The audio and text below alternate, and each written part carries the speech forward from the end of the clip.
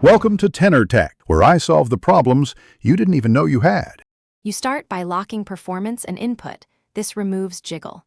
Change display to match your monitor, then enable low input lag and raw input so your commands are direct. Once done, calibrate your controller or keyboard dead zone to about 0.51. 0 sensitivity. This avoids twitchy micro adjustments. Make sure your frame pacing is stable so you feel consistent timing. These prerequisites let the only way technique land, predictably, instead of relying on hardware forgiveness. You now perform the only way sequence. Begin with a short dash to build momentum, then transition into a held diagonal input so your velocity vector stays smooth.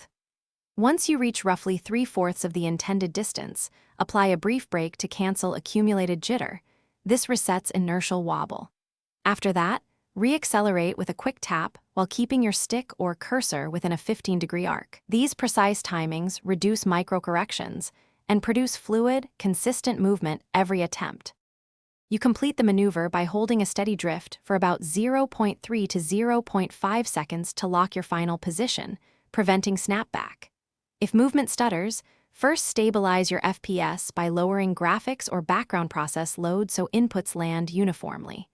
If you consistently overshoot, raise your input dead zone in small 0.1 steps until corrections smooth out. Use that single troubleshooting step, adjust dead zone first, because it often fixes jitter without changing your timing.